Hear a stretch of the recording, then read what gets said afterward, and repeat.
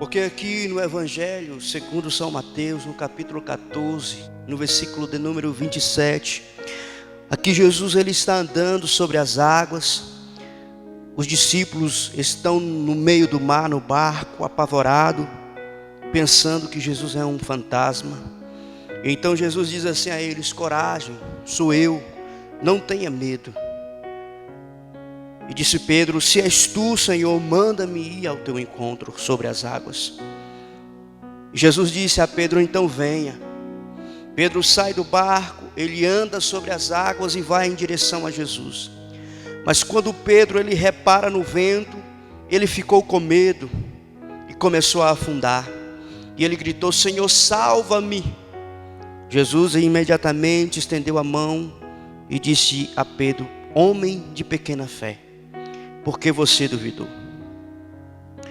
Queridos, se é verdade que um discípulo, que um seguidor de Jesus tem o desejo de ser igual a Jesus, e Jesus prometeu que faria de cada um de nós, seus seguidores, seus discípulos, iguais a Ele, nada mais natural do que Pedro dissesse: bom, se o Senhor pode andar sobre as águas, eu também posso. Então basta que o Senhor manda e eu vou.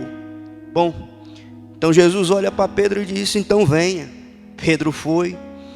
Pedro talvez tenha sido o único ser humano depois de Jesus a andar sobre as águas. Pedro ele andou sobre as águas, mas quando Pedro viu o vento, ele começou a afundar, ele teve medo e ele gritou: Senhor, salva-me.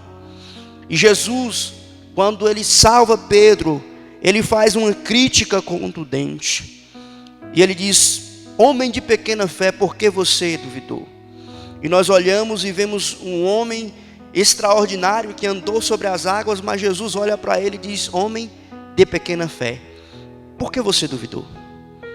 Não foi de Jesus, não foi do poder de Jesus, não foi da autoridade de Jesus que Pedro duvidou, mas Pedro duvidou de si mesmo. Pedro duvidou que era capaz de andar sobre as águas.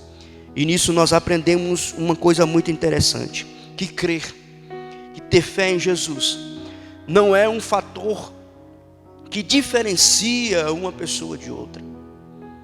O que diferencia um discípulo de Jesus de qualquer outra pessoa é que o discípulo de Jesus, ele não apenas crê em Jesus, mas ele crê que Jesus é capaz de transformá-lo e fazer dele alguém igual ao próprio Jesus. A ambição de um discípulo é ser igual ao seu Senhor. A ambição de um discípulo é ser igual ao seu mestre. E o que Jesus está dizendo para Pedro é: Pedro, você duvidou. Você duvidou de você. Pedro, você duvidou. Você, na verdade, duvidou também de mim.